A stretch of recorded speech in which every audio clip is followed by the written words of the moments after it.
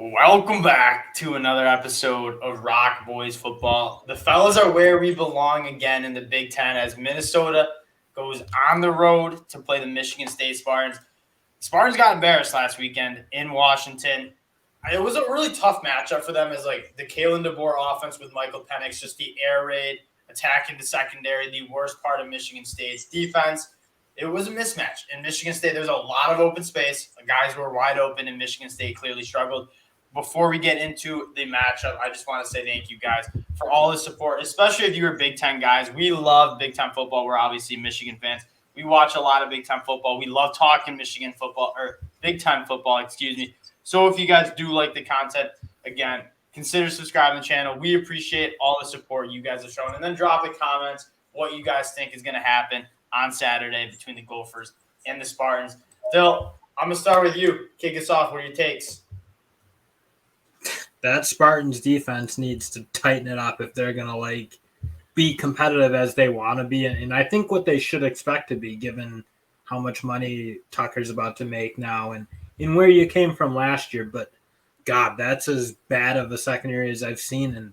And that's coming off a year where you knew it was really weak, and to come out and not look like improved at all, I think is slightly concerning now. Yeah, we went into this season with Michigan State not as high. We weren't very high on Michigan State compared to the national consensus. A lot of them had them as a top 20, top 15 team. I mean, Michigan State, you go back and look at last year's season, 5 or 6 wins within one score. They were 5-0 in one-score games. I mean, they pulled out a lot of really close wins, which bodes well in a sense. You'd rather be on that side than Nebraska. And those guys that Mel Tucker coaches, they don't flinch. When the moment's big, they show up. That being said, power rated, they weren't a top 10 team like many people had them. They lose a guy like Kenneth Walker, who their offense was so reliant on. And quite frankly, the secondary, they bring in a guy like Amir Speed. The secondary didn't look like it got much better. Dill, in terms of this game, my only concern, I think Minnesota's probably the better team. My only concern is where Michigan State is vulnerable on defense, can Minnesota push the ball downfield and really get after that secondary? Without Autman Bell, that's a really tough injury for Minnesota because he's been their game breaker. He's been the lone, I'd say, true NFL wideout on that team for the last 2 or 3 years. And to lose him really hurts, I think.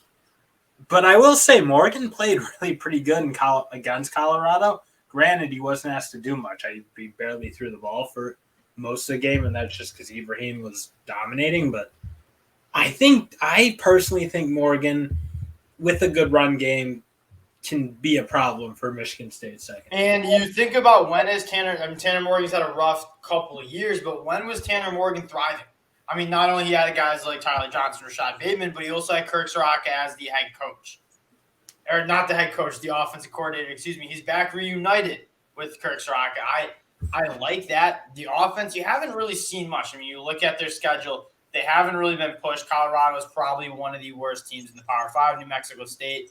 That's not really going to tell you much about this offense, but one of the big things you have to note is they're getting the running back, one back, Mo Ibrahim, who you can't necessarily – you don't want to blow Minnesota's offense up too much after 3 games against not really great teams, but it doesn't take much film, much watching to see that Mo Ibrahim – Yeah, I mean, he's running through guys, not breaking stride. He's doing what, Mo Ibrahim was doing before he obviously tore his Achilles. But, when Ibrahim's been on the field, he's been an absolute handful. And my issue is I don't think Michigan State has the front 7 to necessarily beat them with 7 in the box type thing. They're going to need to play fairly tight to the line because, if they don't, I do think Ibrahim's going to eat them up. And you don't want to be in that position. And then I think, yes, I don't think Minnesota's the most explosive passing attack certainly not without Autman Bell. I just don't think Michigan State can defend the run with a light box consistently, and I think that will expose some issues in the secondary. Yeah, Chris Autman Bell being out really hurts because I'm very, very high on him. I think he's one of the better wide receivers in the Big Ten. And you look for other guys to step up. Now you have legitimately one of the best tight ends in the country in Brevin Ford.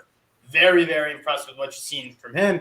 You look to other guys. Michael Brown-Stevens could be a guy to step up. The guy I'm looking at, the transfer, Dylan Wright, who is dripping with talent, just hasn't really put it on the field. He kind of had like a small coming out party against Ohio State last year, but hasn't really consistently been putting it on the field. With no Chris Autman-Bell, I think he's going to be able to fill in for those shoes and hopefully kind of provide some explosiveness that Minnesota's offense last year was one of the least explosive offenses in the country. They ran the ball outside of the military academies. They ran the ball the most last year.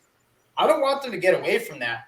But when you establish that run, when Michigan State or any other team needs to load the box a little bit to stop that run, especially with Mo Ibrahim being back, you got to be able to. And that's kind of the Minnesota offense when they're clicking, is they run the ball consistently and they're getting yards, and then they just pretty much throw slants back over with linebackers sucked up. I mean, that feels like that's how they beat Penn State 2 or 3 years ago or however many it was, and that's how they've typically seem to get their yards. Is they beat people up on the run, throw play action pass over the middle, and it's worked well.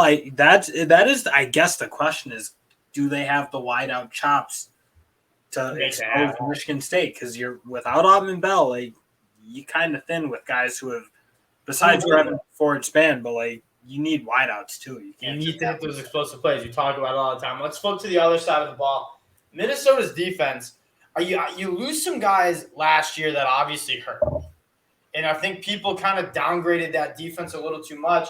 In my opinion, Minnesota's defense is very good in a similar way Wisconsin's defense, with Jim Leonard's really good.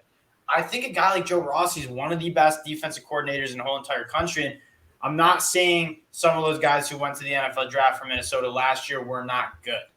But I am saying that I think this defense is a little bit more dependent on the scheme than the players that are in that scheme. And Minnesota's defense looks just as dominant as it did last year. Yeah, and I think they didn't. The only place they really lost much talent was the D-line. I think they got back a fair amount of really good players in the other portions. But you look at a guy like Thomas Rush, he feels like he's kind of stepping up. You didn't know if you were going to be bad at D-line. You just didn't know who you had. Thomas Rush looked like he played really well. And again, it is weak competition, but you haven't seen him get exposed yet. So we'll see. I don't think Michigan State's going to pound it on people. No, that was one of the most concerning things looking back at the film from Washington last week is they couldn't run the ball on Washington. That's not they are solid up front, but it's not I think Minnesota's front seven's better, especially in terms of stopping the run. You can't run. Peyton Thorne, we say this all the time, Peyton Thorne needs a run game. He's not a guy that you can ask to drop back with teams playing coverage and make it happen. I think another important thing to monitor is Jaden Reed's health. I think he's an integral part. If they don't have him, they're not scoring. They're going to score on ever. That's kind of what I'm saying. Yeah, exactly. And if he's not healthy, there's just not many people on that Michigan State offense that really scare you in terms of explosive plays and making things happen. That's my issue. I think you can shut this passing attack down pretty effectively with this back end, because you look at a guy like Justin Wally, a true freshman playing really football. Awesome safeties, both probably going pro.